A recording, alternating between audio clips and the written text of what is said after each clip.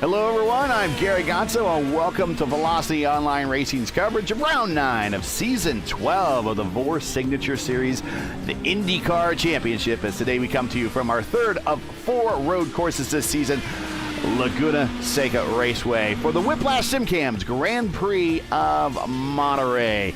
Joining me in the booth as always, all season long, you can see and read about him on jalopnik.com as a regular participant in the IndyCar Oval Series. My broadcast partner before many times, it's Erik King. Ryan, welcome back to the broadcast. We are here at Laguna Seca where it is hot, it is dusty, and there is, well, if you dip your tires off here, it's not a good day for you. No, there's no room for error here. It might be a short road course, but it is a very fast one, and it is a very unforgiving one. Here are the weather conditions. Only 72 degrees ambient, but 121 degrees with the track temperature, with a variable wind right now out of the southwest at about 9.5 to 10 miles per hour. Humidity is sort of low for California at 44.5%, at 45%, give or take. Currently 9 minutes and 8 seconds left to play here in qualifying. Let's take a look at the provisional lineup. O'Sullivan, who came in second just down south at Fontana yesterday, is currently provisionally on the pole. And Aiden Millward, yes, the YouTuber, currently second on the charts at a 107.8. Jesper Orman looking pretty good with the 107.3. Silvazzi in the 108s. Forsyth in the 108s. Julian, who says that this is his first road course race that he's raced in a while, currently in a 109.2. Watching the Murph at 110.9, and Evans at a 113.3 right now. Stout, Meadows, Molina, Kinder, Bonder, Bostaine, Alexander, Gallus, Wagner, all registered and not yet taken any time. We do have some Q-bands, and that's probably why some of them are sitting there. Holland, Lovert, Inch, Bennyworth, Stout, Santos, and Wagner have Q-bands for the day, so if I repeated their name twice, they just won't be making any appearances at the moment. for qualifying. This is a 2.33 mile, 11 turn permanent road course. We're going to do 56 laps today, which is a far cry from the 95 laps that I did in the previous 2 races here each, and I'm like 95 laps each. That was from the IIS, and then a couple of weeks ago in the Warriors for Peace IndyCar Series over on the Elite Racing Network in the Elite Racing League. They also did a 95 lapper here, and man, those races were long. And it's still at 56 laps. These guys are going to be doing about 139.4 race miles. I have to do the math on that one. That doesn't sound right. 56 times 2.33. The 130.48. That sounds better. 130.48. We're going to be doing 130 miles. But still, that's a lot of work here at a racetrack that we talked about it before. Doesn't really look like it's built for these cars. No, where we have very high-powered, high downforce cars going around a track that is very narrow. There are a couple spots around this place that really catches people out if you're not paying attention. Most famously, the corkscrew. The corkscrew. Watching currently Seb Alexander, going through rejoining. Seb Kinder also rejoining on the racetrack right behind him. But that's the Andretti hairpin. And then they'll hit turn 5, go uphill into the Ray Hall Straight. And then they will hit what will soon eventually be called, I'm going to guess, the Zanardi corkscrew. If it's not called the Zanardi corkscrew, it will be a travesty. Yeah. It really would be. All the IndyCar records you need to know at Laguna Seca, as we have about 5 minutes and 50 seconds left to play here in qualifying. There are 2 groups that are going with qualifying at the minute. We are in the second group at the moment. 4-time Indy 500 winner Helio Castroneves has the kart record here, set in 2000 with a time of 1:08.7. Felix Rosenquist has the IndyCar track record, set that in 2023, just after they repaved the place with a 1:07.6. So Liam is already faster than that. So if he was here for real, this would be a new track record. That qualifying lap of his has him on the provisional pole. The all-time wins leaders here at Laguna Seca. Again, if you're going to have a straight named after you, then you know that you won a lot of races here. Bobby Rahal won 4 times under the old configuration. Now, the old configuration, the best way to put it, it was like a big oval, but with the corkscrew in the middle. That's kind of what it was. So you would go all the way down to the end of the front straight here, and where turn 1 is, instead of a hairpin, turn 1 would then connect to a road that would basically lead you to where turn 5 is today. And then you would go uphill, go through the corkscrew, come down, back downhill.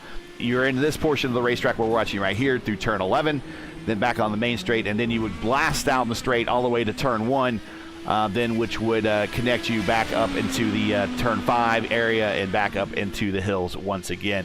So that was the older configuration. Danny Sullivan, Michael Andretti, Paul Tracy, Brian Herta, Patrick Carpentier, Colton Herta, and now Alex Below each have 2 wins here in real life. Laguna Seca is also the home to Rick Mears' 7th and final road course win, and of course the infamous lap race winning pass, or the race winning pass, the last lap pass by Alex Zanardi and Brian Herta in the corkscrew in '96, simply dubbed as the pass. Although Romain Grosjean tried to duplicate it on Jimmy Johnson less artistically, I guess, and a lot more brute force in 2021 when that pass happened. But yeah, that's Laguna Seca Raceway, a staple on the IndyCar calendar. Normally, it's been pretty close to the end of the season or as the finale for a number of years. But this year, it was mid-season, and I think we will see it again mid-season again next year. Yes, you are correct. It'll be a part of a Western summer swing, so to speak. 3:21 left to play here. O'Sullivan still on top. Alexander second. Salvazzi third. Millward fourth. Orman fifth. Forsyth sixth. Altena, Kinder, Meadows, Murphy round out the top 10.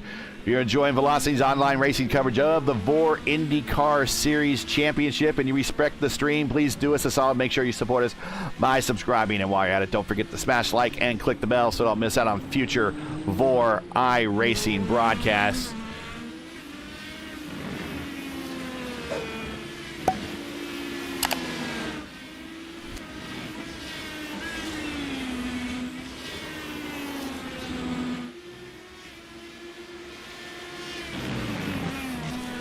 While we got time, 2 minutes and 30, about 2.5 minutes left to play here.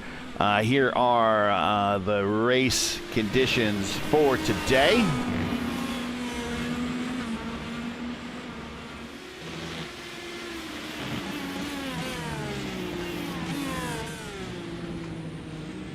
Here is the schedule for Season 12. After the mid-race break, or the mid-season break at Indianapolis. Of course, we were at Nashville a couple weeks ago. Now we're at Laguna Seca for round 9. Round 10, Pocono for the second longest race of the season. We'll do a 350-miler there. Then on to Kentucky, then Phoenix, then the last road course race at Detroit, and a 500K at Lost Wages. Here's the point situation coming into today. Joey Altena is your leader by 45 points over Jesper Orman. And Mark Murphy there sitting in third. Liam O'Sullivan fourth. Craig Forsyth fifth. Strauss Silvazzi, Ike Lovern, and Bostaine your top 10. Not everybody in the lineup for today, so we might see some movement in the top 10. But the top 4 are definitely, top 5 are definitely on the racetrack right now or already put some times up. Bonder up to 6. Good run for him. Here's the team points. Indy Alliance is your leader by a pretty slim margin over Altena Autosports. Team Watson Racing third. 40 Racewear is fourth, and Viper Racing with AA is fifth. You see the remainder of the participants: Power Slide, NSR, TI, Brabham, Dual Sierra, and WSR eSports Butt Kicker in 11th there.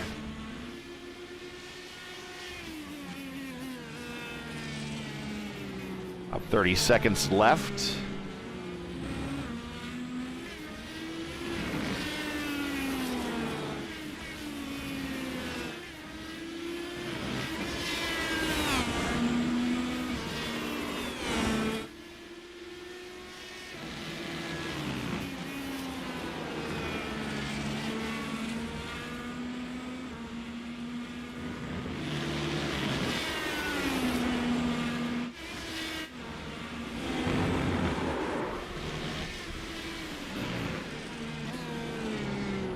Down through the corkscrew right there, watching Seb Kinder.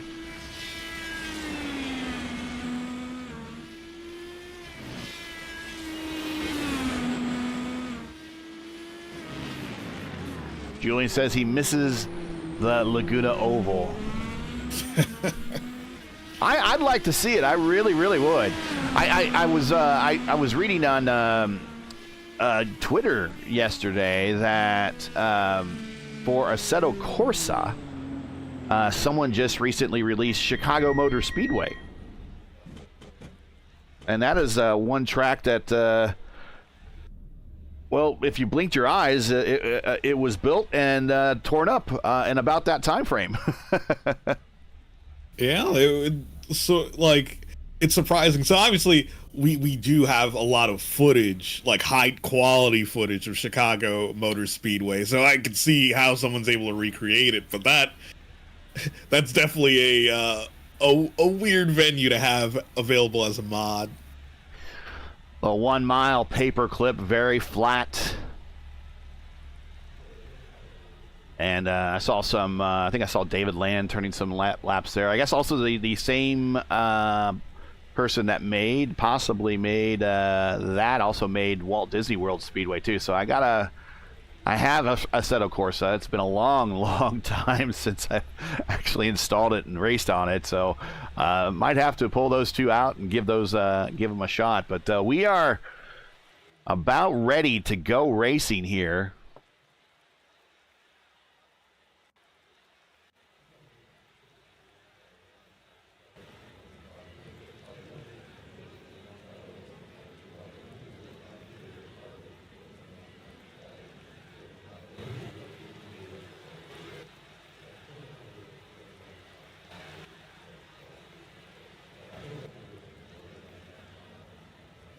Trying to see who's going to line up first out there.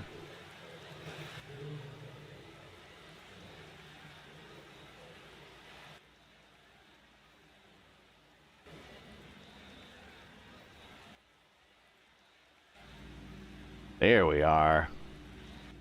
They're going to line up on the downhill portion. They're going to do the short warm-up lap, which will not give us a lot of time to get the starting lineup in, so we will do that right now.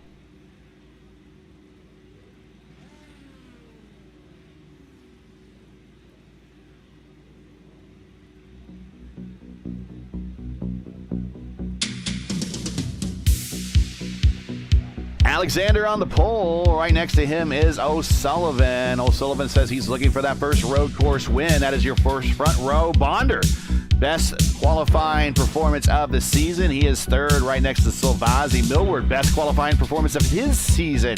He is in row 3 next to one of the points leaders, Jesper Orman. And row 4, it's Kinder and Forsyth. Row 5, it's Altena and Molina.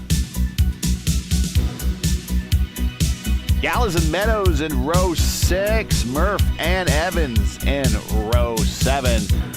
Back in row 8, Stout and Bostaine with no time. And Wagner, the stock car expert, is going to do the worst from first challenge here at IndyCar as he is alone in row 9.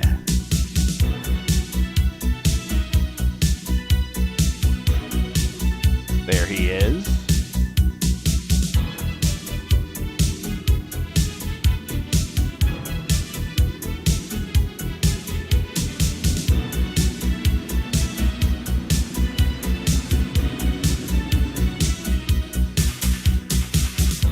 Ready to go racing. Here we go. Already pace car is off.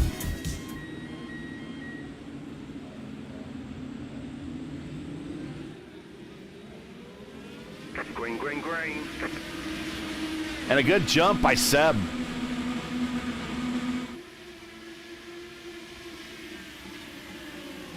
Bonder on the outside there of Jesper is going to have the inside on the Andretti hairpin and possibly the position. They're going to drag race off. Orman on the softer of the two tires.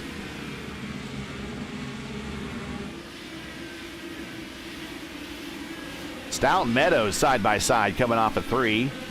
Going through 4, now down in the 5. This is where the old portion of the course used to link up. There you see that road.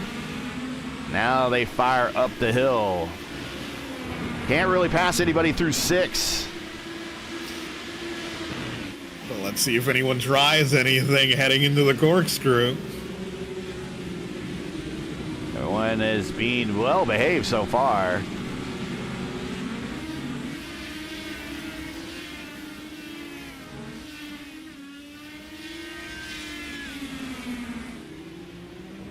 And at the completion of lap 1, Seb Alexander, your leader, and pulling away.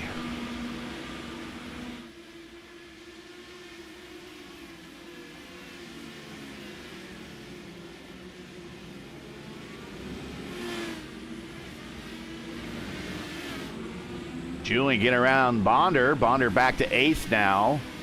He's fallen a couple of positions, now down 5 spots from where he started. Julian up 2. Biggest gainer, Stout. He's already up 4. There he is. Here you see flashes of push to pass. We will tell you if the driver is on push to pass here. That is a new feature. O'Sullivan going up the straight on push to pass. Kinder on push to pass as well. Again, this is the push to pass has been updated in these cars as well, so it's when you actually use the button. You got to be, of course, meet all the criteria to use it, meaning 100% throttle and accelerating in order to use push to pass. There's O'Sullivan on the button now. But as soon as you're off the button, push to pass is off. Oh, thank God. I don't know how many minutes of push to pass I've burned in my career by hitting the button and realizing, oh, I have to, either let up because I can't attempt to pass, or I just need to, coasting to a corner or something, and I see the seconds go down. It's like I'm not even using it.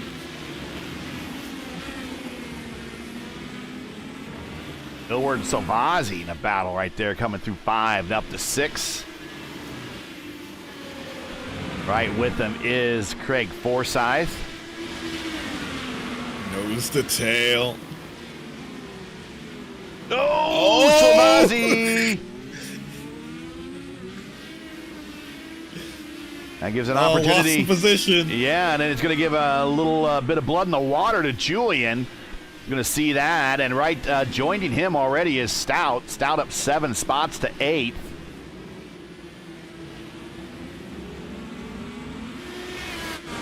Salvazzi and Altena on push to pass.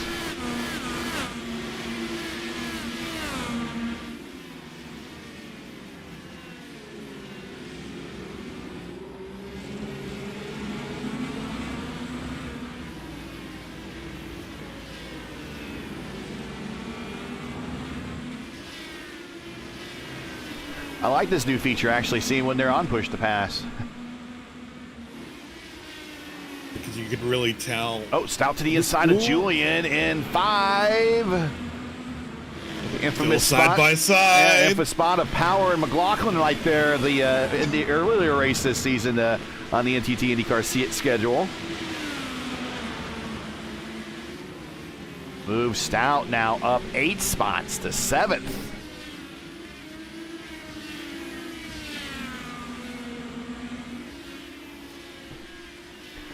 Meanwhile, back up front, Seb Alexander on push to pass, coming out of the acceleration zone of turn 11.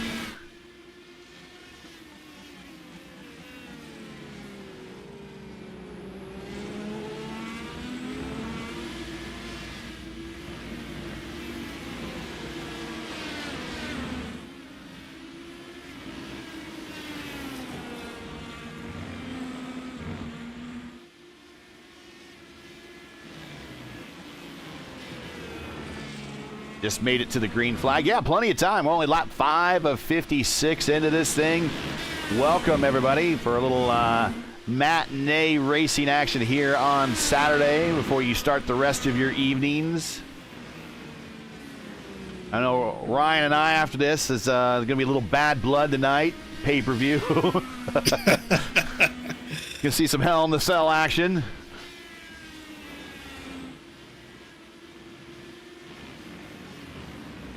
And O'Sullivan not letting Alexander get away. You see both of them on the button coming out of the acceleration zone of 11. And just let me know in chat if you want to see a track map. I can put one up. I figure this has been a long time IndyCar track. A lot of people know this course and don't necessarily need it, but I can put one up if you request one, so just let me know.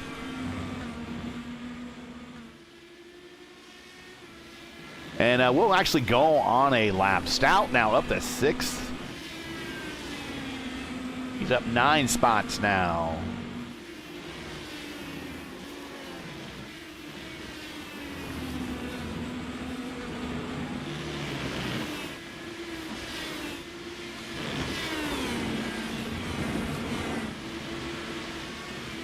Lap 6 of 56, and Ryan, pretty quiet week in the world of IndyCar racing news-wise, finally. Finally. I mean, all it took was for us to have an off week. So, since the last time we spoke during one of these broadcasts, IndyCar confirmed the charter system? Yes. That is happening. Carpenter Racing has a new owner, partial owner. And a new driver that we all expected it was going to be. Yeah, they got Alexander Rossi.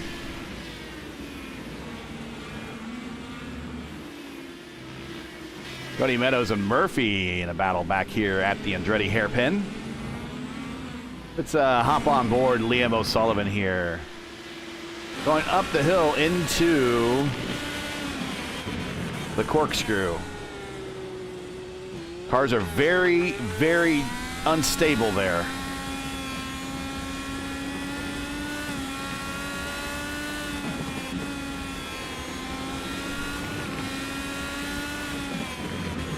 Here's turn 11, and he got in there deep. Alexander and both Alexander and O'Sullivan on push to pass down the main straight. We come into turn 1. This is now turn 2, the Andretti hairpin. Here is turn 3. This is the new portion of the racetrack, if you will. So the newer portion of the racetrack, there was talk about this possibly being a spot for the United States Grand Prix on the West Coast for Formula One. So they redesigned it a little bit. And of course, Formula One has never raced a soul here. There's turn 6, very difficult corner right there. Now up the hill into the corkscrew. That's really one of IndyCar's signature corners. In fact, one of the very first IndyCar racing games on the computer, which was IndyCar Racing 2, the cover of it was cars going down the corkscrew. Very signature spot.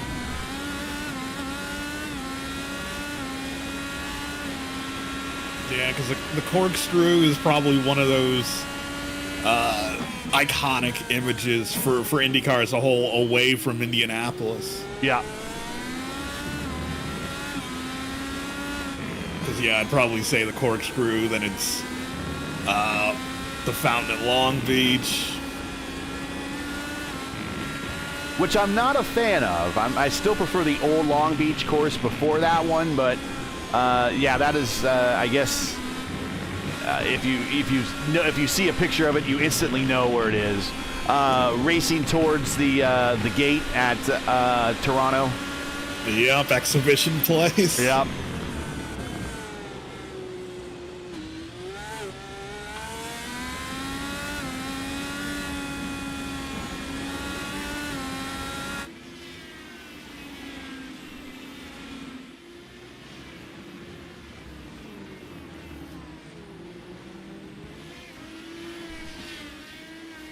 Seb keeps hitting that push to pass button coming out of 11, so apparently that's his favorite spot to use it, just to get a little extra acceleration there.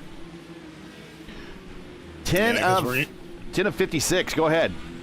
Yeah, because when you're out at front, you really don't have to consider saving it to pass people, so you just use it to try to improve your lap time.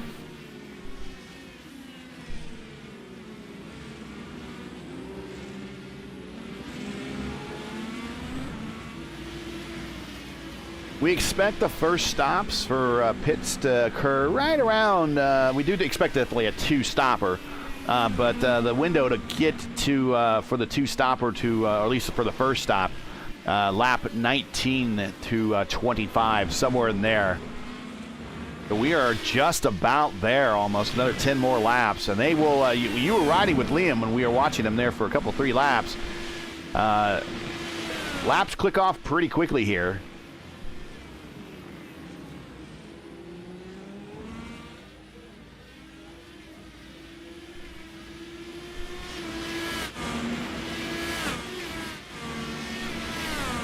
Liam trying to keep pace with Seb. Seb pulling away.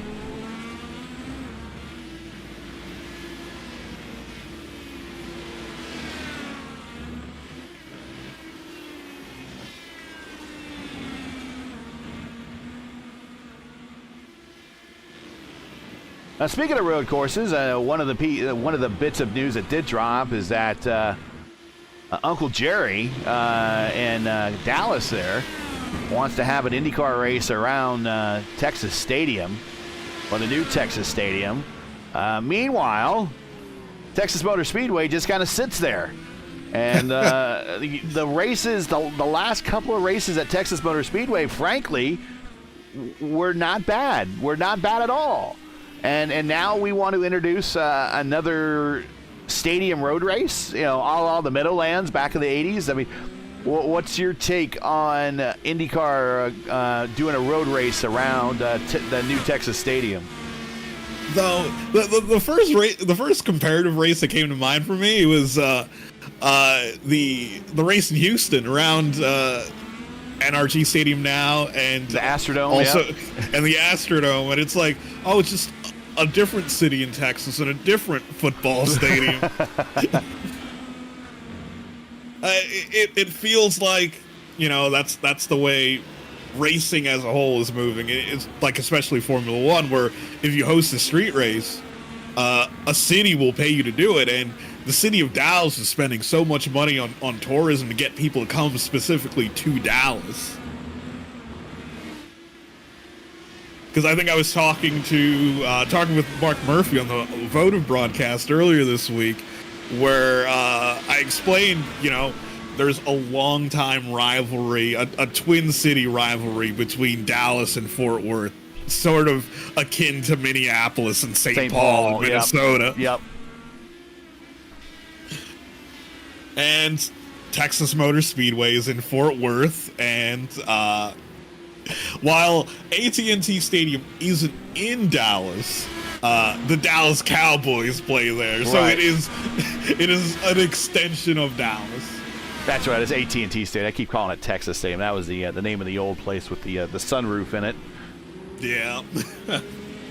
The old stadium that you saw at the front of the Dallas. If you watched Dallas back in the 80s, the intro there. Yeah.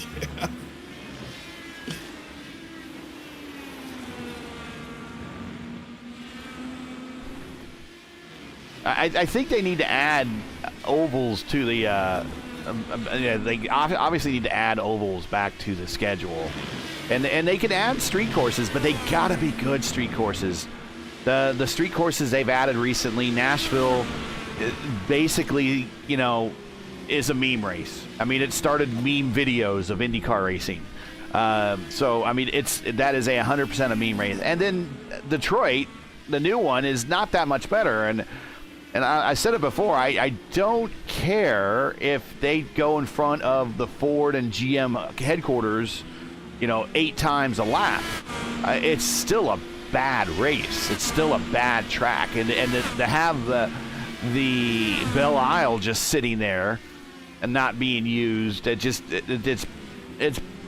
puzzles me. And again, Mark Miles is out of touch, clearly, with IndyCar racing fans. If he's like, well, no one wants to go back to that. What are you talking about?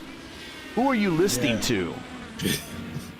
You know, what like type it of feels like, retirement drugs are you on? You know, I mean, like, it feels like he's talking to like executives, people who come to the race as I want to say business event, but that's a term that's really been used around IndyCar the last couple of years, is business to business, and that's it's good to keep the teams financially chugging along, but for the long-term growth of the sport, you need widespread popularity. It's just unavoidable.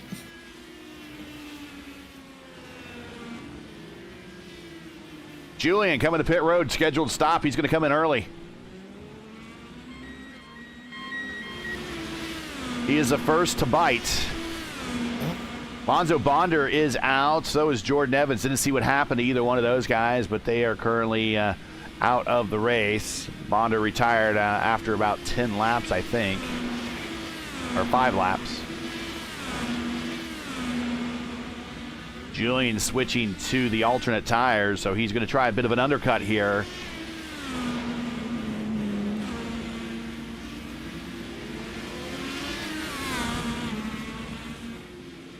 Yeah, but not to delve too deeply into Mark Miles' past.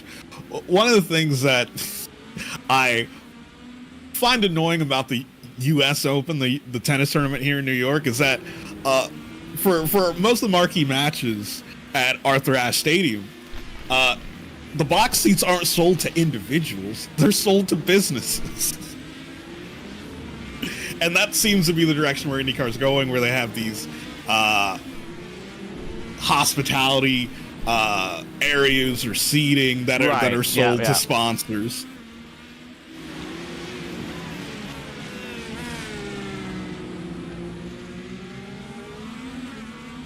Bovazian pushed the pass, so he detects that Julian's going to try to do the overcut on him, so he's trying to hustle it.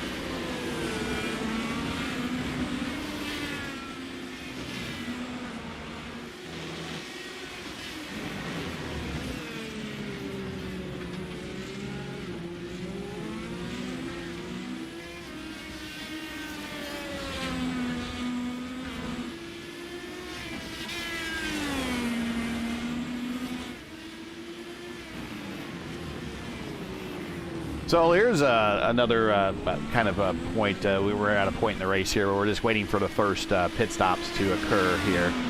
So with Pelot now joining a pretty good fraternity of 3-time winners now of the national championship, or the lineage of the AAA USAC IndyCar Championship.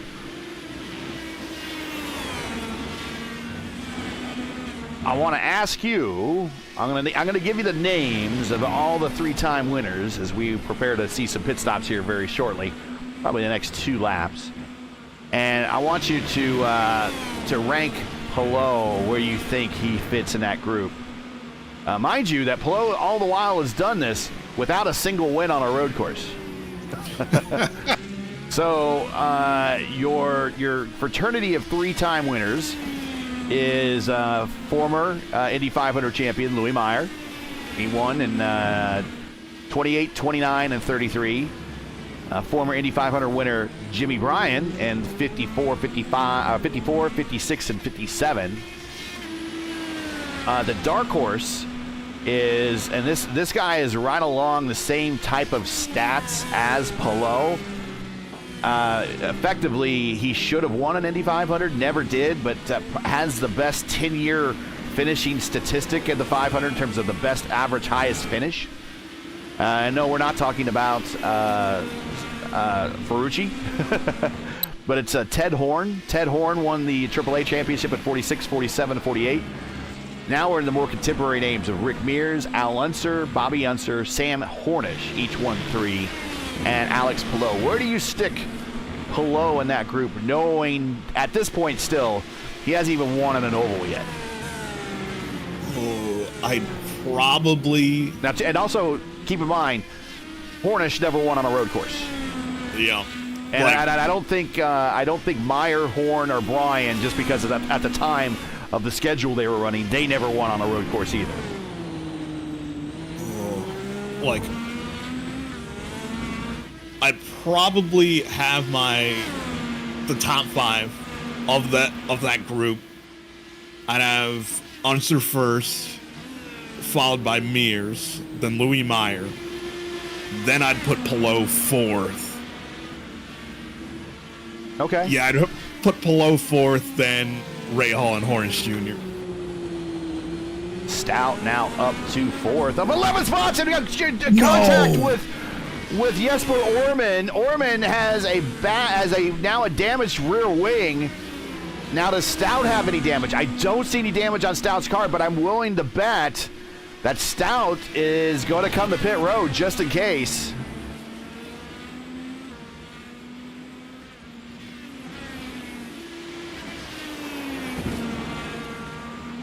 Stout believes his car got out of that unscathed.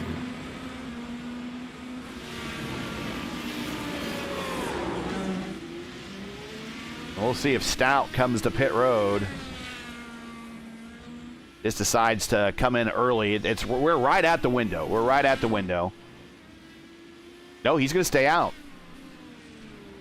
Jesper, though, is in a very difficult portion of the racetrack where he needs rear downforce, and it is dangling there. It is not helping him at all, but he's coming to pit road, and there is a car in front of him also coming to pit road, and it's in the form of Aiden Millward. Millward coming in from 5th spot. Seb Alexander's still out there racing.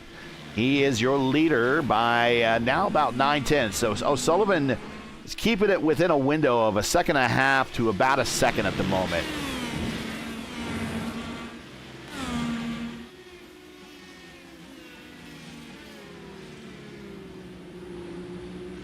There's Hugo Gallas in 7th. He's racing Seb Kinder.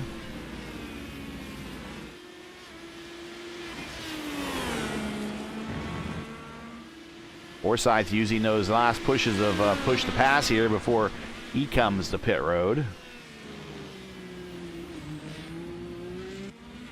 Pit road, your leaders, Seb Alexander, Liam O'Sullivan at the same time, lap 20. Stout coming in also as well. He'll see if he'll get the front of his car looked at. Here come Craig Forsyth. So Vazzi's going to stay out for one more lap. We'll see Kinder makes that turn now as he comes down from the corkscrew. Kinder coming to pit road. Gala's coming to pit road. So the one that's going long this time is Patrick Savazzi.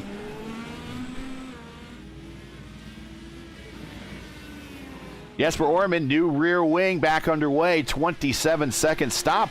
Not too bad, but cost him a little bit of track position. One of our points leader can't really afford to have a bad race here.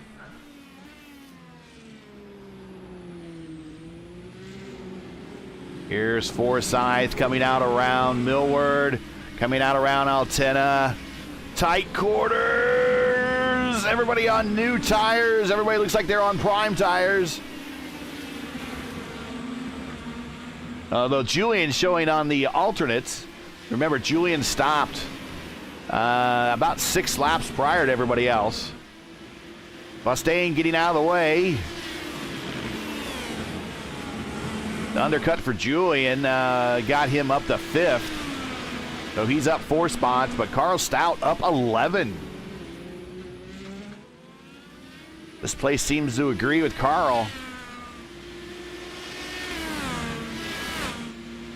Something happened to O'Sullivan. He has fallen back by 3 seconds.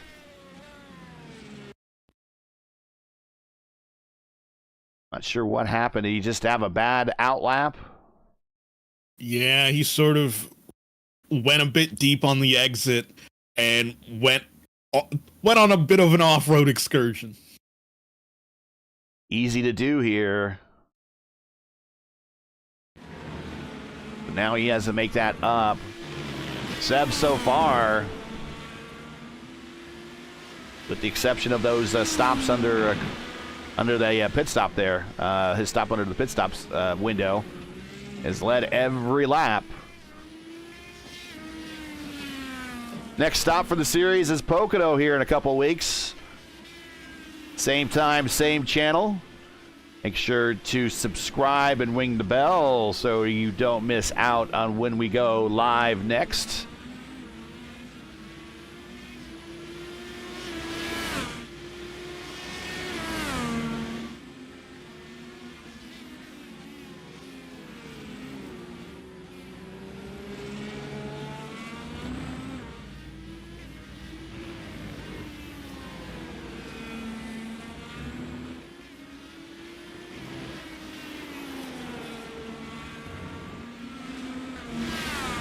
Millward Forsyth, I think it's the closest race battle on the racetrack. Molina and Murphy. There we go.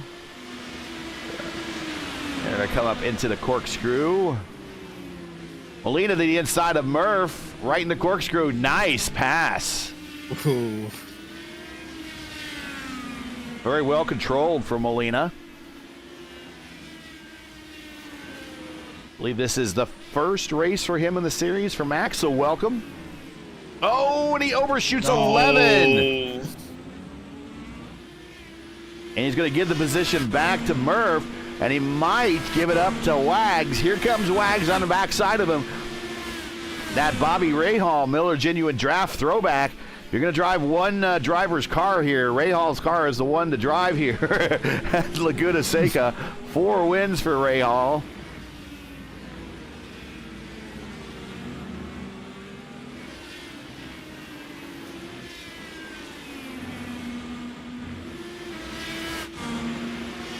Now back to that battle between for 5th, 6th, and 7th, Forsyth, Millward, and Silvazzi.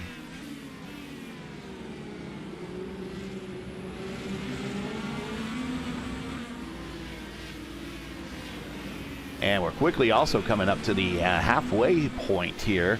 Next stops we expect to be in about 15 laps or so from now.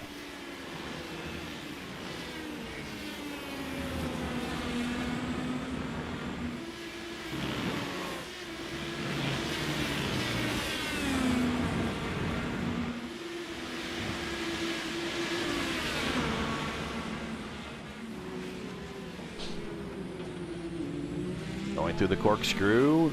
Not a good place to pass. Good place to set up a pass on the exit of. Get all this momentum coming downhill, and then you send it to the inside at 11 there and try to get the pass.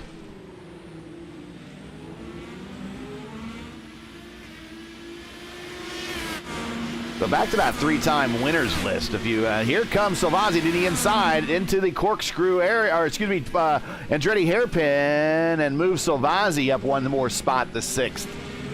Now let's see if he can set sail to Forsyth. Also in that picture is Altena and 4th. So really a battle for 4th, 5th, 6th, and 7th right there.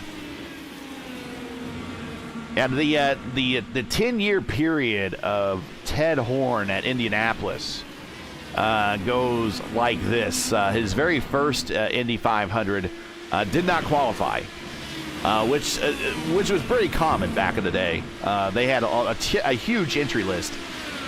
His first race, though, finished 16th. Again, not very impressive.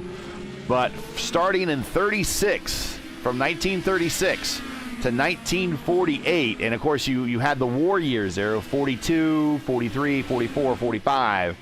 So those were excluded. But in that period between 36 and 48, his lowest finish at the Speedway during the 500 was 4th place. And that is incredible considering the era where Yeah. the cars they race at the Speedway, they didn't race that often during the year. And he was on the lead lap every race with the exception of the 1940 race, and he was 1 lap down, but still finished 4th. Here's Salvazzi on the outside of Forsyth, coming into 5. Not going to be able to get it done here. Going to try to set him up the hill, but 6 is not a good spot. Tuck back in there. There you go. 6 is a very difficult corner. There's a little dip there that likes to unload the car. Now, does he take a look at the corkscrew? No, just keeps it under control, but maybe sets him up for the bottom of the hill on 11. Yeah, Horn has the best 10-year streak of finishes in Indy 500 history. That is 100% a fact there. A lot of people overlook that because he never won, and a lot of people don't realize who he is. Forsyth, Salvazzi on, push the pass. But if I have a first face, and here's Salvazzi to the inside into the Andretti hairpin, and clear. Now he can set sail to Julian up in 4th. If I'm looking for a first face to put on an IndyCar Mount Rushmore, it's probably Ted Horn. Probably Ted Horn to represent that AAA era. And then you're probably looking at, like an AJ Foyt or a Mario Andretti for that 2nd and 3rd face. And in a more modern era, you're probably looking at, Dixon for that 4th face up on the mountain there. But that's kind of how, if I were to start the Mount Rushmore, it's going to be Ted Horn first, which a lot of people won't recognize that just because, well, he never won Indy. He did everything but win Indy. And he's kind of in an opposite situation of a Castroneves. Castroneves did everything but win the championship. Castroneves won Indy 4 times, but never won an IndyCar championship. Came close. And it sounds like when you talk to him also, he's like, it might be one of those life regrets. That here he goes outside of Julian. He overshoots him in the Andretti hairpin. And that's going to give it the spot back to Forsyth. That's going to be costly. But it sounds like one of those that might be a career regret there of Elio, where he just never got a chance to win the IndyCar championship, whether it be kart, IRL, whatever. But I'm pretty sure there's a number of guys out there that would love to trade, if they had multiple championships and no Indy 500 win, I'm sure they'll love to trade him one of those. Yeah, and I'm pretty sure there are also a couple of guys who would trade success at the Speedway for a national championship. Say like Ralph De Palma, who led, I think he was the lap leader in Indianapolis for the all-time laps led leader at Indianapolis for close to 50 years. He's still in the top 5, and he's only won the 500 twice. Or just be like Michael Andretti.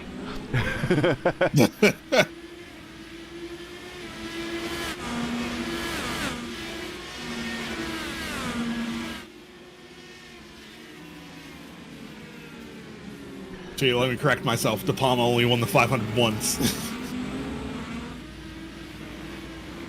Michael from 91 and 92, the percentage of that race he led, and 400 laps. I mean, I think he led like, what, 300 laps of that or something in that time frame? Yeah, because De Palma famously led 196 laps of the 1912 Indy 500 and lost because his car failed. And there's the famous photo of him and his mechanic attempting to push the car to the line.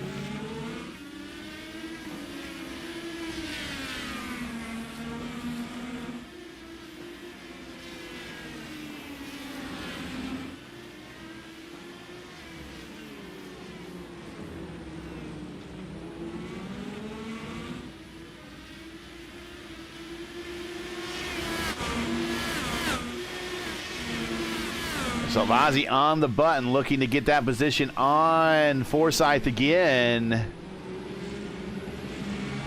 And we missed something up front. Liam O'Sullivan is now your leader. Again, we're watching a battle for that middle portion. Not sure what happened to Seb.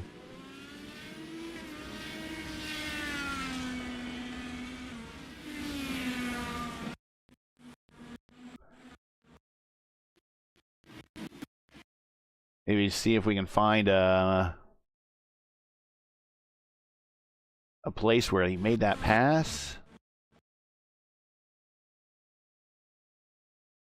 I think maybe he got tied up in lap traffic.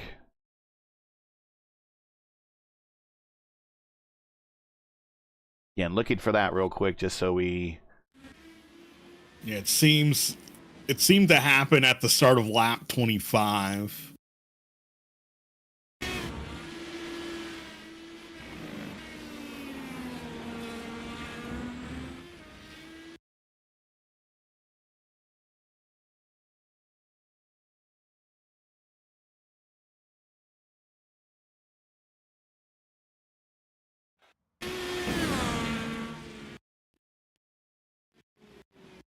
Yeah, not sure what happened. Well, we apologize about that. Let's get back to live broadcast here. That happened about 6 laps ago. Did he have a problem? No, it was a pass in the turn 1.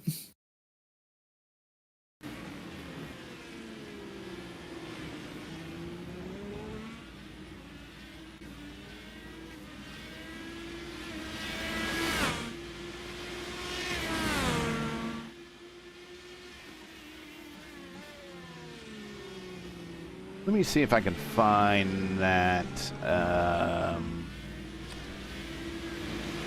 We do want to show that.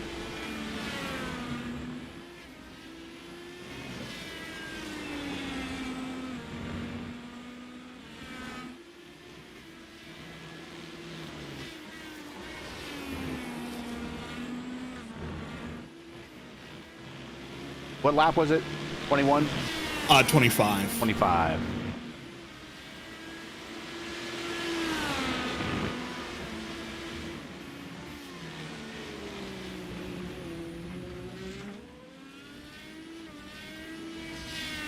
Here it is. All right, here it is. So he just got back up. So he had lap traffic in front of him. Not sure. Oh, and the other thing is yeah, there's a difference of tires. Seb is on the older or on the harder tire.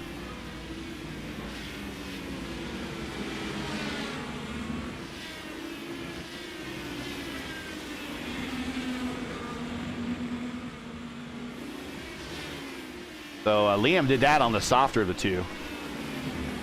So Seb run him back down. But he has got himself a 3-second lead. Lap 33 of 56. We're about 5 laps away from the next round of pit stops.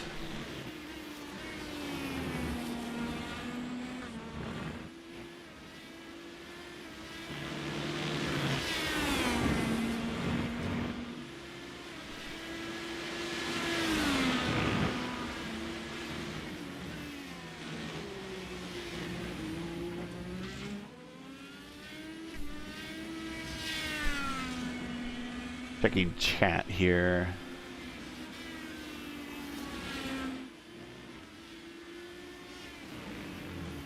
been interested in joining the league, but all the Discord links provided on your socials are dead. Okay, well that we need to. That's on. I don't do the channel. I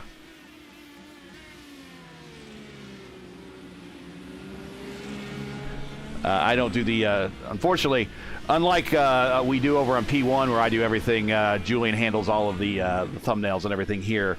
But what I can do is do this here. We'll throw this into.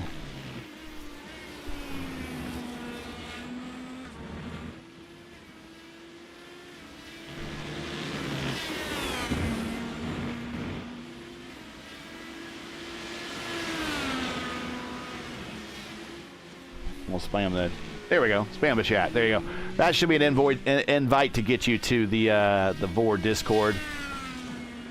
Every 10 laps, you should run through the field visually. Yeah, that's a good idea. Well, we'll do a reset after the next round of pit stops. Let's go back to that battle for 5th, 6th, and 7th. Also, Julian in 4th.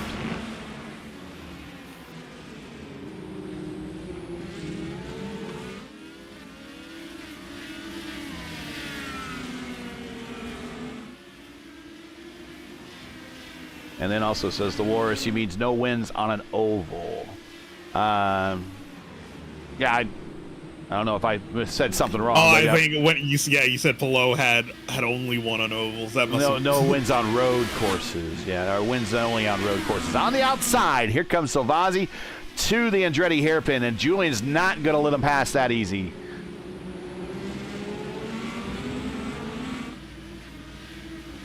And sometimes you just talk and things come out. It doesn't mean that you know the it doesn't mean you don't know the facts any less. It's just the wrong thing came out. I think one time I called Bobby Rahal a 1996 Indy 500 winner champion one time. Dear. So it's 86, 10 years. It was a 6. I know what I'm doing. Yeah, but also in that same vein, Hornish never won on a road course. And neither did Louis Meyer, neither did Jimmy Bryan, and neither did Ted Horn, on that matter. Yeah, because it was just the era. Yeah. They might have. Here comes Julian to pit road. Early stop for him, because he came in early with that first group. Jesper retires, is in 15th to 15th. Kat jumped onto my lap. I had no idea she was there, was going to jump. VR has its disadvantages. I tell you, the same exact thing happened to me during my fixed Indy 500 back in 2021. And I didn't crash. Nothing happened. But it is a surprise. Considering the cat that jumped on me normally never, ever jumps on my lap, ever, and never did ever since after that. I don't know why she wanted my attention at that moment. But, yeah, she decided she wanted to jump up on me in the middle of the fixed Indy 500. Luckily, she did it while I was on one of the straights.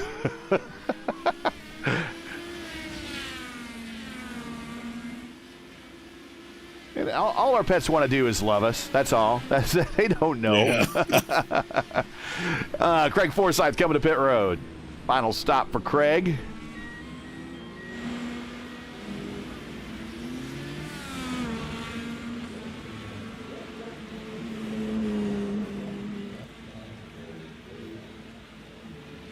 Of course, hope Evelyn got a chance to watch the IndyCar Pro Series race on Thursday. Did you get a chance to watch that? No, I was busy on Thursday, unfortunately. The community guys finally got a breakthrough. It was only a matter of time with an oval coming up. Yep. Final stop for Forsyth done. So the community guys got the podium. And Kraus. It was a PK, King Robert, and Super Chief Brandon Trano. Maybe it'll make the organizers consider adding more ovals for the next Pro Series season.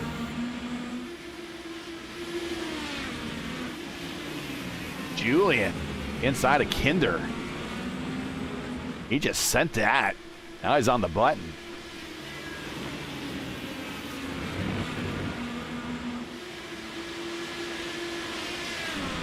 Stout's your leader. He is not pitted yet. He's now 17 laps into his current stint.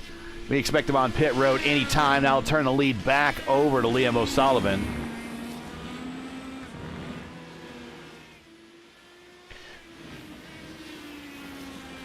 Alexander pitted, but he's not able to run down Liam yet. A little bit of a deficit there.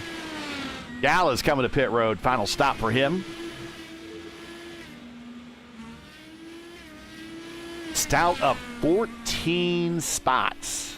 14 spots for Carl. And he still has... That is as Julian slowly climbs up through the field. Yeah, he does. Julian up 3. Carl still has, and I think I could show this number now. Push to pass remaining. Carl still has 200 seconds.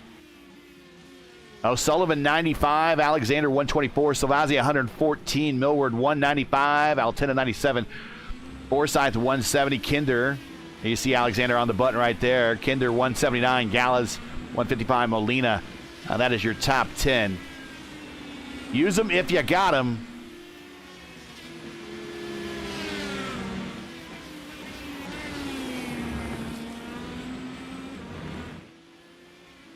Twelve cars still out there running. Joe and Wags out, Meadows out, Orman out, Bonder out, Evans out. 39 of 56. Just waiting for Stout to make his final stop, whenever that might be. And here it is, Stout coming to pit road. One of the more difficult pit roads you got to hit here. Of course, you might remember the meme of Kyle Kirkwood as he came to that 90-degree turn there with somebody spun out in front of him. I think he gave like a thumbs up or something like that. Like, you'd assume that the entry would be so much... It looks so easy. It looks so inviting, but the corner's a lot tighter than most people are used to driving in an IndyCar. And now we got a battle for the lead between alternates and prime tires. Leader on prime, second place on alternates. And here comes Seb on the button, coming into 5. It'll look on the outside. Not a good spot there. He has actually back his corner up quite a bit. Now up the hill, coming to 6, where we're going to stay in line. Not a good place to pass there. Watch that road kind of bottoms out there. Now they're going uphill into the corkscrew. Going to take a look to the inside of the corkscrew for the lead. Seb Alexander, Clear. Nice pass. Wow.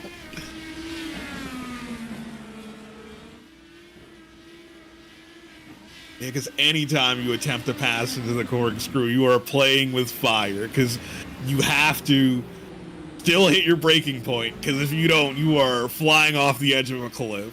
Very, very narrow. Very narrow. Plus, that is a very abrupt drop, and these cars do not like elevation changes. They are very stiff. So the cars are going to be very, very light there, especially the back sides. So if you get into the throttle too much, you'll just bring the back end right on around.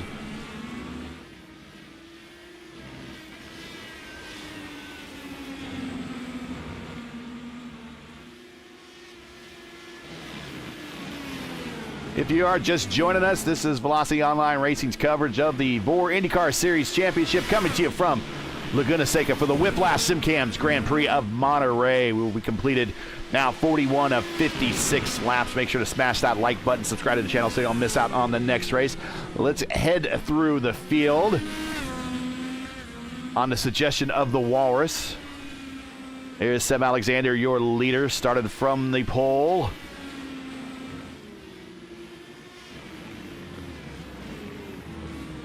O'Sullivan second, started right next to him. Junior Altena, he is 3 spots, and you got a battle with Salvazzi coming up into the corkscrew. Julian up 6 spots, he's up to 3rd. Not bad for someone that says that he hasn't raced road courses lately. But he's going to get run down by Salvazzi. Salvazzi, both these guys on the alternate tire. Salvazzi going to take a look to the outside. Oh, Forsyth had to check it up. Salvazzi back up front, trying to take a stab at Julian, going into the Andretti hairpin. He might have the spot. Julian does a crossover. And Salvazzi move him up to third. He's up one spot from where he started today. Julian down one more, but he's still up 5. Millward, right where he started. He is in 5th and started 5th. Forsyth just lost a couple positions on that lap. He'll try to regain him. He is in 6th. He's up 2 spots. Hugo Gallas. Great run for Hugo. He is up 4 spots to 7th. And Seb Kinder by himself. He is currently in 8th. Carl Stout now down a lap after his final stop. He's up 6 spots. He just fortunately started too far in the rear to challenge for any more than just a handful of laps to kind of lead there while the windows overlapped for pit stops. Max Molina, off course again there in 11. Bring that back on, first start in the series. Looking at a top 10 right now. Started 10th, currently 10th. Back at 11th is the Murph. Murph admits not a road course racer, but using the runoff like a pro there. Getting better. He's getting better every time he gets behind the wheel. It's like I say with all things in these cars, the longer that you run them, the sharper you get. But he just needs to keep putting more time in. But currently 11th on the racetrack. Started 13th, up 2 spots. Anytime you can gain some positions, good day. And then 12th is Cameron Bustain. Just keeping it between the lines, driving to survive here, racing the racetrack. Back in 12th. 3 laps down, but if anything happens in front of him, he'll potentially looking at a top 10 if just a couple more cars have any more attrition in front of them. That's the race report after lap 44 of 56. Millward and Julian in a battle coming down to the Andretti hairpin. Millward on the outside, giving his streaming audience a bit of a thrill there. Also getting a streaming audience a thrill is Forsyth. He streams his races as well. Forsyth Gaming, and of course you can check out Millward and his channel.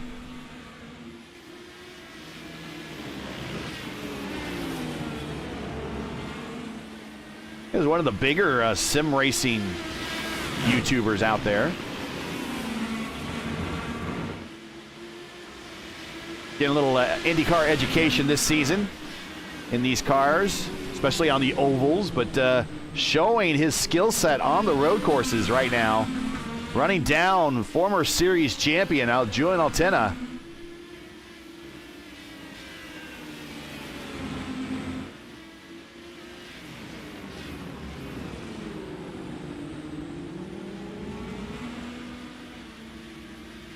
Now we got Forsyth on the button trying to run this battle down. 3-way battle here for 4th. To the inside, here comes Forsyth.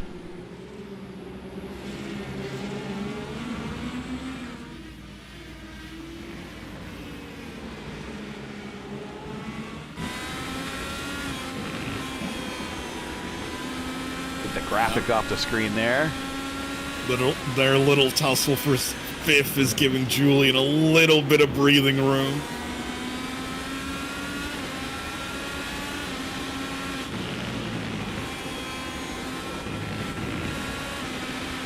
Millward getting a good run to the top of the hill.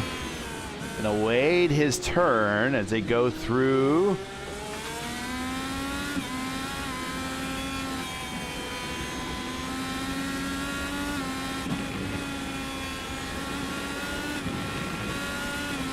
To the outside of 11. Crossover. And Now on the button. Nope. Yeah, he is on the button now. Julian throws a block to the inside. You see on the pie readout the green dash. That means he's on the button.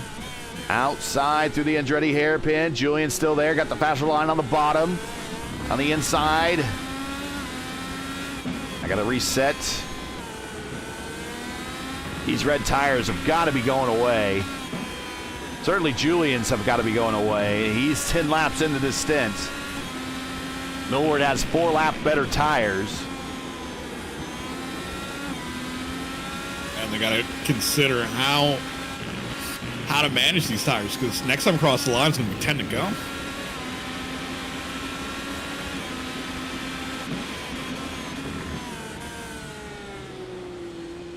I think Seb's already crossed the line, so it is 10 to go for the race.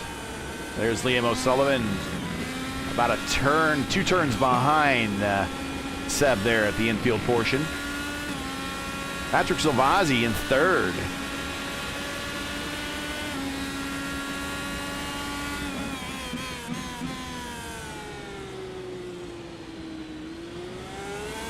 There is a 25-second gap from 3rd up to 2nd. Huge. Ooh, Forsyth with a massive dive. Yeah, just got on Forsyth there.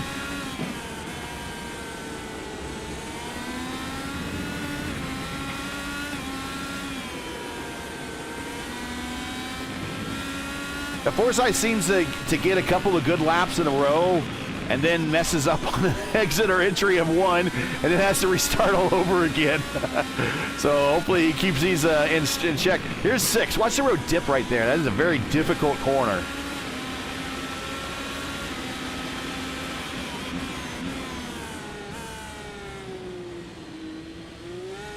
Aiming between those trees. Here comes Forsyth. Oh!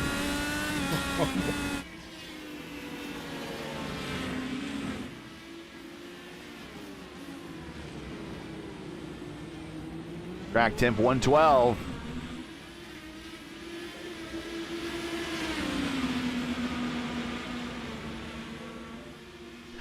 To the outside into the Andretti hairpin. That bottom lane is still faster.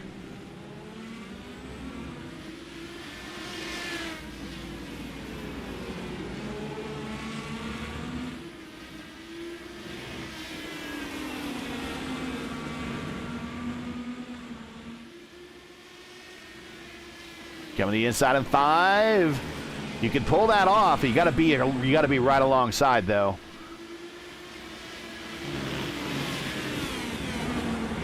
Oh, Millward goes long in 6.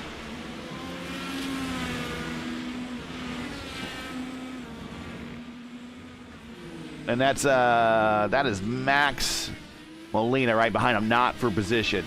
8 to go. Seb Alexander, your leader, now by 5 seconds over Liam O'Sullivan. I know Liam really wants this road course win, but he might be looking at 2 P2s this weekend in the VOR series. On the oval at Fontana, the DW12s, and then on the road course here in the IR18s at Laguna Seca.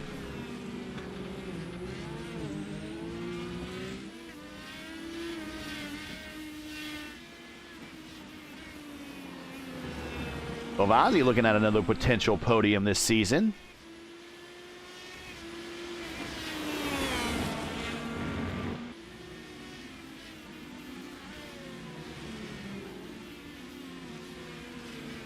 Gallus and Kinder both on the button. They look in the rearview mirror. That's why, because the leader's there. You don't want to go set 50 laps into a 56-lap race to only go down a lap. Now the challenge is and the hustle is to stay on that lead lap.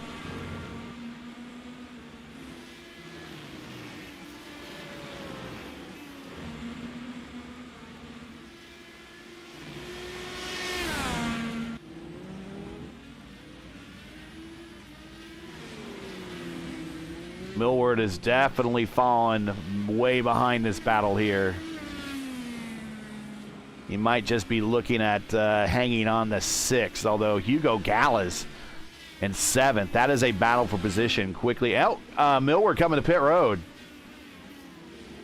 Possibly done with these tires. Maybe damage that we don't know about.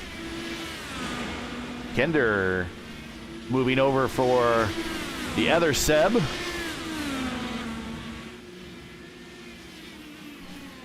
So we have now lapped the field up to P6.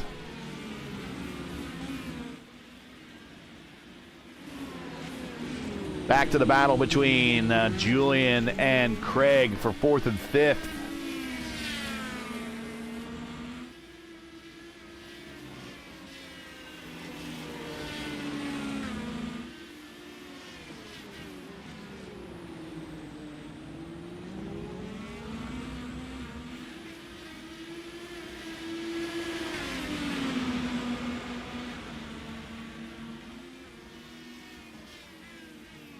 To the inside, Craig.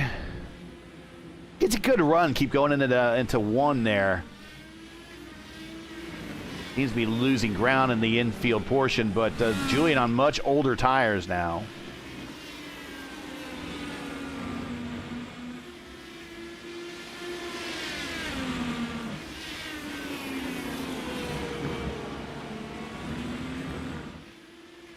So far, the winners this season, just to remind you, Jesper Orman kicked off the season with back-to-back wins at Homestead in Texas.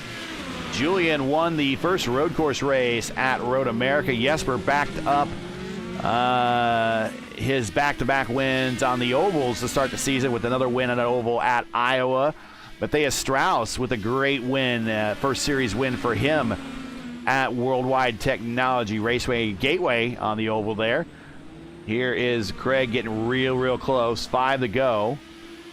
And then Salvazzi for round 6 won on the Indy GP course. Liam O'Sullivan won the 500 at Indianapolis. Jesper Orman then wins his 4th race of the year on the oval at Nashville.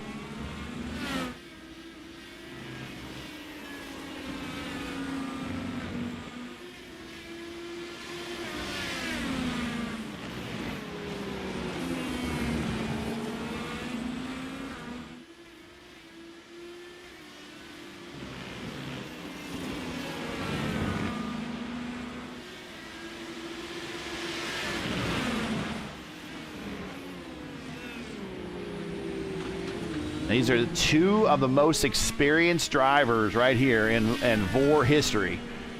This is 1 and 2 with the most starts. Julian has 125 starts in league history. Craig has 78 starts in league history. 11 wins for Julian, 6 for Craig. 70 top 5s for Julian, 97 top 10s. Craig, 30 top 5s. 54 top 10s, and looking to the inside, Craig, I think, finally outlasted them with those tires. Julian's going to try to attack back.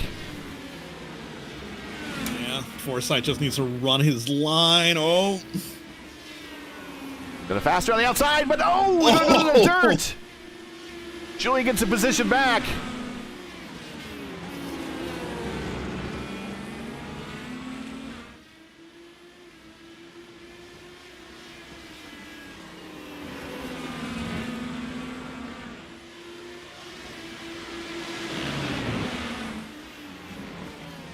Oh, and a corkscrew. Braking zone. Meanwhile, up front, Seb Alexander, a leader by 7 seconds over O'Sullivan. Seb Alexander, this is his 10th start in the series.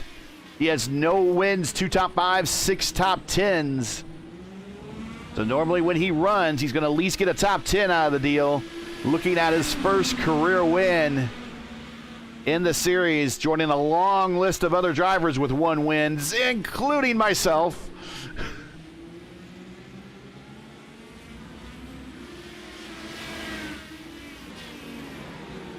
Oh, I thought he was going to give him a chrome horn there. Back up front, Seb Alexander looking to 2 to go here. He's got a lap traffic in front of him. That is Aiden Millward. Aiden had to stop. He's a little bit ahead of him there. There he is. Had to stop. He's now one lap down. Hugo Gallas is the car immediately ahead of him there. Trying to stay on the lead lap. Craig, off into the corkscrew, and that might have just locked up fourth spot for Julian. Yep, Julian, all Julian has to do is keep it clean these last couple laps, and he should have fourth wrapped up.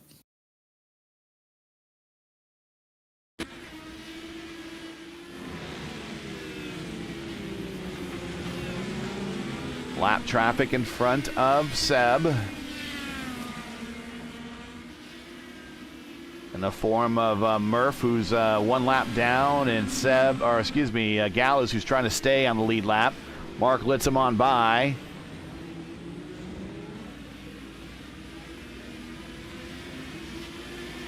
White flag in the air one more time. 2.2 miles for Seb Alexander for his first win in the VOR IndyCar Championship Series. Here we go into the Andretti hairpin.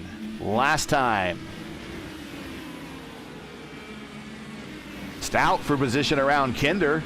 That's for 7th.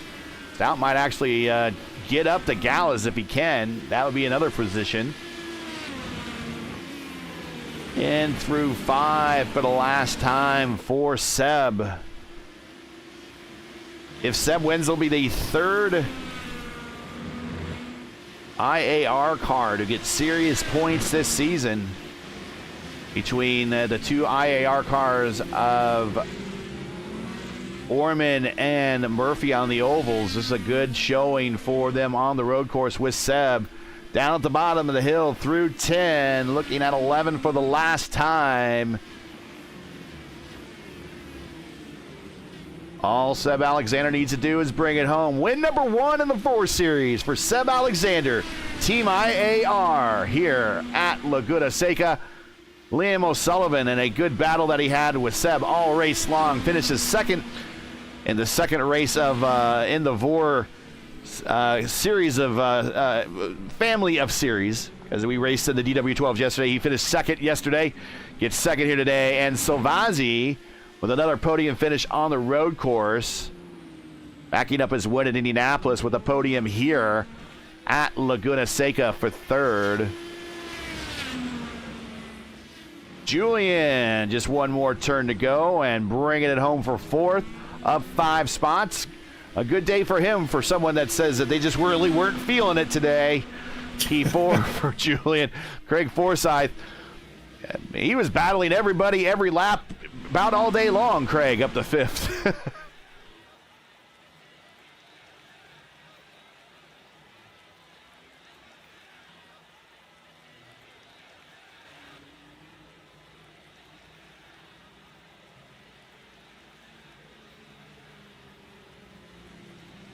And we'll get into just queue up some replays here, and we'll get into the standings here, and then we'll get into the interview.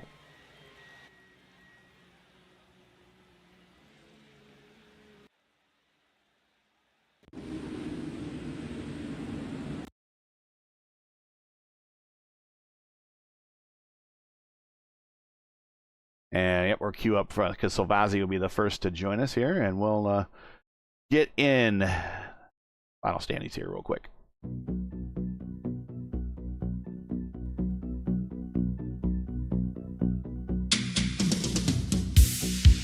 Seb Alexander with his first series win here at Laguna Seca. Congrats to him. He won.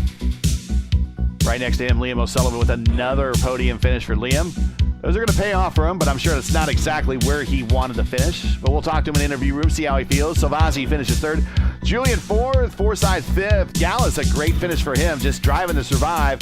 I think he managed to stay on the lead lap to the bitter end there. Finishes sixth. Stout seventh. Kinder eighth. Molina ninth in his first series start. Welcome to the series. Top 10. Millward in 10th. But he was driving much better than that all race long. And a good start for him as well.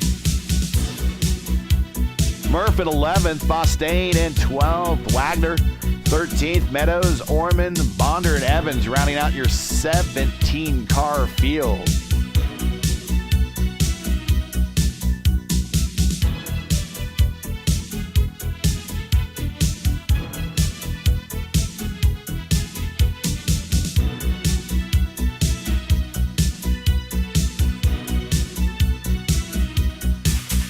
Let's see if we got Patrick joins. There he is. We'll bring him up now real quick.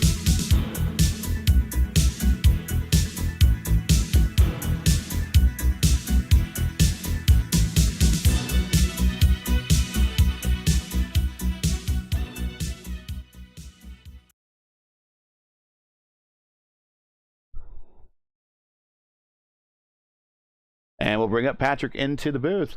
Patrick, welcome to the booth. Congratulations on the podium. This is not an easy day and not an easy track. 56 laps at Laguna Seca. You got to be a little tired right now, but you got to feel somewhat good. Another road course, another podium for you. Woo! I did it, and I didn't expect it to make it after the first 10. Well, you sound happy. Talk about it. Yeah. So put it in short, it was a pure mistake that I started on the blacks. Like, it was absolute bricks, and it was bad. I was nowhere near anyone, so I lost a ton of time. But luckily, I've made it back in after switching to the reds. I was in a really good battle with Julian and Craig twice. So it was hard. It was fun. I made it. Obviously, I was lucky with Carol's penalty. So yeah, I mean, I didn't expect it to make it because first, Laguna is one of my weakest road courses. So I should have learned from IISM in the Open that you should not start from the blacks, otherwise you are in the mud, and that's what happened basically. Well, at least it wasn't 95 laps like IIS. No, IIS was okay. So. Obviously, I think it had cooler track side. Yeah, it did. It did a little bit. Well, it's a long day. I mean, 95 laps, 56 laps here today is still a long day. It's a very challenging racetrack. We were talking about going in at this is a narrow racetrack. There's not a very long straights. These cars seem overpowered for this track, but it just seems to work. I mean, you guys, certainly back there in 4th, 5th, 6th, and 7th, you guys were always seemingly constantly in a battle. I mean, the racing looked pretty good back there in the mid-pack. Yeah, it was hard. It was hard, yeah. Well, congratulations on the podium, and it sounds to me that you're very happy, and I think you should be. This is a long, and a very hard race. So, shout out to any friends, family, sponsors you want to say hi to before we let you go celebrate. Yeah, TWR as always. Thank you, everyone. It was a hard day for everyone. Seb unlucky got the black flag on the last lap, so that's why he effectively lost the spot to Carol, but he got overtaken by Carol. Okay. And it was a hard day for us, but yeah, I'm glad that I made it, and I've lost counting how which consecutive podium is this for road course, but I know for sure that 3 out of 3 this. And we got one more to go. We got one more to go still, so that's looking good for you. I'm not looking forward to Detroit. No. We will see. We'll see. Well, anyways, thank you, everyone. No problem. Yeah, as always, wish I could be this good at whatever. Well, it's good to have you here. Congratulations, and we'll catch you at Pocono here in a couple weeks. Yeah, cheers, guys. Thank you so much. Okay. Definitely a very happy driver there for finishing third. Oh, like you explained, it was a very roller coaster day, and when you end up finishing on the podium, it's just a wave of relief and happiness. Let's go ahead and bring up Liam here. Liam, welcome back to the booth. We were talking yesterday how you were kind of hoping to get that road course win. Unfortunately, you got another P2, but You and Seb were really racing hard up there for a good stint and a half, and then and when that second stint came and went, and then he kind of passed you, he just kind of pulled away, and that was kind of the end of the day for the battle for the win. Yeah, I mean, I was in kind of bring it home mode at the end because, I mean, I was in such a good point situation compared to everyone who I'm fighting at the top there. But I had to go reds that second stint to pass him. And then obviously I then spent 20 laps on the blacks because if I stayed out on the blacks another 4 or 5 laps, I'm then basically, he's going to jump me. And that was my only hope, was to just be ahead of him on the last and then somehow hang on. Right. But I was also on 8x out of 12, so I couldn't get a 4x by racing really hard. Okay. So as soon as he came up the inside of the corkscrew, I mean, if I wasn't in that situation, I probably could have held it around the outside because he gave me a ton of room. But I just couldn't, because if I could hold him up for another 2-3 more laps, I think the pace would have started to equal out and I would have made it really difficult for him. But the issue is when he's fast and I'm fast, it's so difficult to pass around that track. I don't think when you push the push to pass system being kind of updated helps as much, because it's not as precious to save your push to pass anymore, because you use pretty much, it felt infinite, that race, with shorter road course racing in this series. So yeah, I think that was the best I could have hoped for. Maybe if I qualified ahead of him, being ahead on the first stint, it might have changed stuff. But at the end of the day, I had to think championship, go on reds, get the leader lap point and maximize what I could do. I mean, I had the 30 seconds or so behind to play with anyway. So as soon as I knew Seb was past me, it was just bringing it home in that situation. But yeah, it was close the whole way along. Like, the gap at the end is probably a bit over, but it was just me being cautious at the end there. But also, it's kind of down to me. On my first pit stop, I had a bit of a scruffy exit at my box, lost 2 seconds, which is 2 seconds that I had to get back on my new reds while he was warming up his blacks, which might have helped me out to win. But yeah, it was again, good road course race, and nice to not be doing Road America for once. Well, and the points championship, the points are updated already. You are third now. You're just a tick behind Jesper. Julian is the leader with 381 points. Jesper 319. You have 313.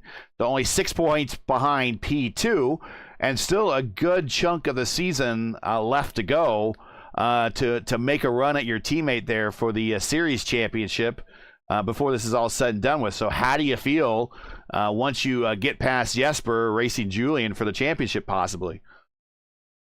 Obviously, like, I kind of work by drop rounds as well, because I've missed 2 already this season, which adds on because drop rounds aren't in that total. So it makes it's a lot closer, I think, than what it actually is. But to be P3 with counting all rounds is kind of surprising to me. So it's a lot closer than I expected to be. And I think Indy's the main thing of having a massive points all there. It's just chucked me back in it. But that's what I needed. And at the end of the day, it's this race is one I'll look back at and go, well, I didn't win here. I dropped points. Like, it's same thing when I go to a short track or anything. Iowa, I got 5th. I've dropped points. Whereas Julian's up there, that 2nd or 3rd. Like, it's, if I'm not winning the race, I've dropped points, and I need to look at, well, what could I have done better to get there? I have the data of Julian to look at what he's done. Like, there's no excuse for me to be beating me in a way, which is the harsh way I look at it on myself. But it's an improvement over the first season. We've got to win this season, first time in the season, and we're fighting at the front end of the championship. And I think the second half of the season, we go to Pocono very much like Indy. I should be strong there. Kentucky, where I made my debut and raced up front the whole day. And Belle, especially street track, I know I'm going to be strong at. It should set me up quite nicely going into Vegas. Your stat line now, 17 starts, 1 win, 7 top 5s, 14 top 10s in league history. Congratulations on the finish today. That's not a bad weekend for you. 2 podiums, 2 starts, 2 podiums, 2 different types of cars, but still all overall, and 2 entirely different racetracks. So I think there's a little bit of accomplishment to feeling that. Shout outs, friends, family, sponsors. Anyone say hi to before we let you go? We know mom and dad's probably watching, right? Yeah, mum, dad, granddad, I know are watching. Hope you enjoyed. Again, we need to start converting these seconds, thirds to wins to really challenge, which will get there. But anyway, that's me being kind of cynical myself. But yeah, thank you, Total Tenor Autosport, Julian again, who this team's been brilliant, and it really has upped my performance level going from kind of season 1 to season 2 of me in this series. And yeah, also want to give a shout out to my time in Kenya and the Hand in Hand charity. We're going to be doing something kind of special for Brands Hatch in the sprint series coming up. Cool. Where I'll be promoting them in that, and they'll be the title sponsor for that on running of that. And yeah, not much else. So I'll see you in 2 weeks in Pocono. You got it. Well, congratulations, and try to celebrate a little bit. I know some people are probably willing to swap positions with you, so take the second and go celebrate. So congrats, and we'll catch you at Pocono. Yep. Thanks, guys. All right, and let's go ahead and bring up our winner, Seb Alexander, who pretty much, we'll show this next graphic. There you go, 41 of 57 laps led. A dominant day here for Seb. Let's bring him up into the booth. Seb, welcome to the booth. Pretty dominant day for you, sir. Started on the pole, had a lot of pace all day today. Lost the lead for a little bit, and we did catch that. We had to go back and find out how that happened. But then you just ran him back down and took it back over and then pulled away at the end. 41 of 57 laps. Not a bad day at the end of it. No, I'll take that. That was great. A lot of fun. Liam made me work for it, right? He got the lead because we went opposite on the tire compounds. That was why he got the lead, and he was stuck on the primes for the final stint, which gave me the opportunity to bring him back. Like otherwise, I don't think either of us was gonna pass the other unless someone made a decent mistake. It's just so hard to pass here, and yeah. Talk about the rest of your race. 56 laps here, even though it's a far cry from when IIS ran here, being 95. Still a long day. I feel pretty tired here. Are you ready to go again? Yeah, no. I'm like there was not a moment to breathe, right? And especially with like Liam always like creeping right behind me on the relative, like trading small mistakes. That was the only thing that shifted things. You just don't get a chance to breathe. I'm absolutely spent right now. Well, we'll let you go get some rest here. You have now joined a very long list of distinguished names now with one win in the series, in the VOR IndyCar Series. This is only your ninth start, but now one win, three top fives, and now 7 top 10s. So just shows that once you make the starting lineup consistently, you're going to be there at the end. Congratulations. Any shout outs, friends, family, sponsors you want to say hi to before we let you go celebrate some more? Yeah, first of all, shout out to you guys at P1 Broadcasting. Thank you for everything you do for this community and others. Shout out to my teammates at IAR, Mark and Jesper, who had an unfortunate accident, cat-related accident, and also my dad, and finally Mr. Murphy that I know is watching. Yes, the elder statesman. Yes, we know he's watching as well. Shout out to him, and yeah, thank you guys. All right, congratulations, congrats on the first win. We'll catch you at the next race here in a couple weeks at Pocono. Hell yeah, I might actually be there, even though I'm usually not available on Saturdays. So twice in a row, that would be good.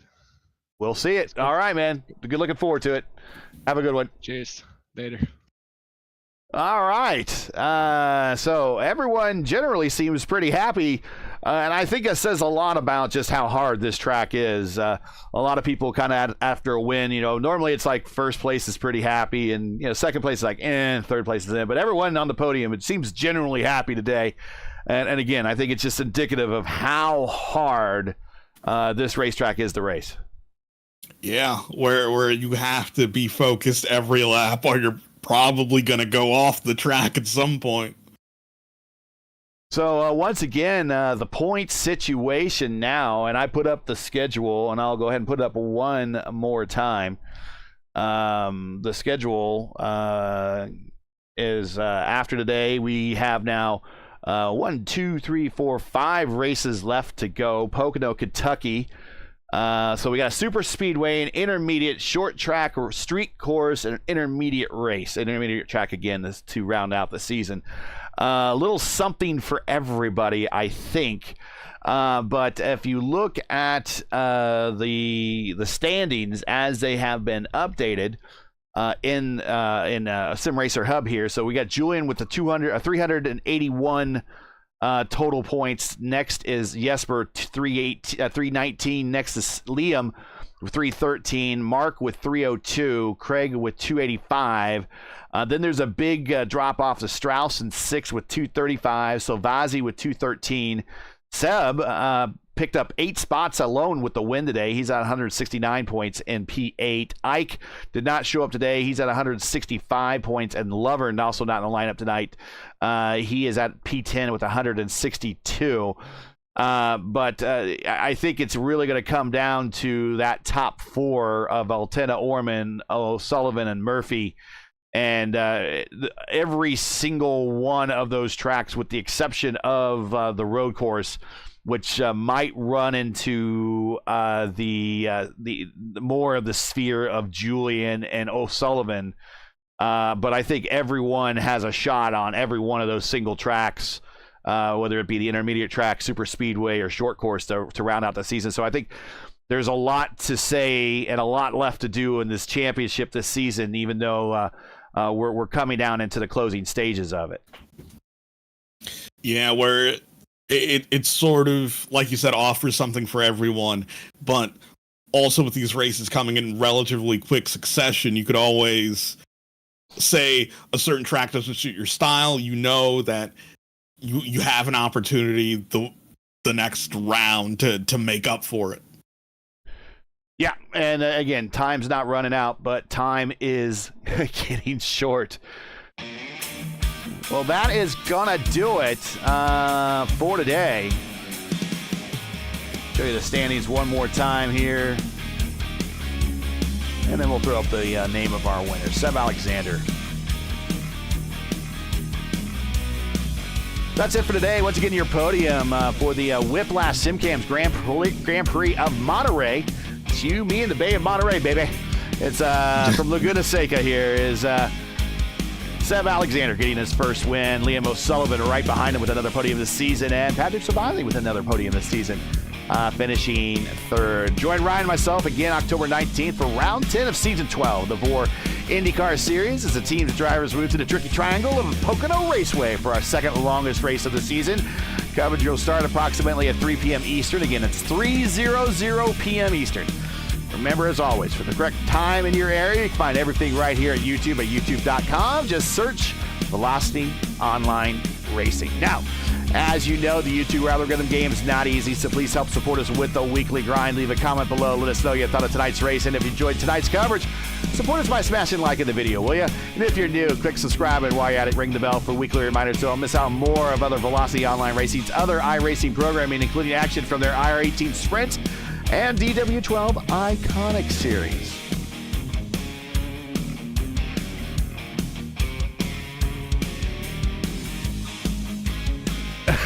Julian wants an interview. Dude, you didn't finish on the podium. Yeah, you got 4th. You're really, really close. Next time, Julian, we'll get you on the podium. You know the drill. He's like, "Hi, man, I'm the admin. Get me in there." Hey, track cams for this race are provided by Whiplash Sim Cams. Get the most out of your iRacing experience with Whiplash Sim Cams. To learn more about Whiplash, like them on Facebook or follow them on Twitter and Instagram. The links are all in the description. For business inquiries to learn more about Velocity Online Racing, visit VelocityOnlineRacing.com. Like them on Facebook or follow them on Twitter. Hey, so for Ryan, Erik, King, everyone here at Velocity Online Racing, I'm Gary Godsoe saying all happy Saturday. Thanks for watching. And to all of our men and women serving in the military and as first responders, Godspeed, God bless, and come home safe. Catch us again right here October 19th in Pocono for the next race of the VOR IndyCar Series. See you, everybody.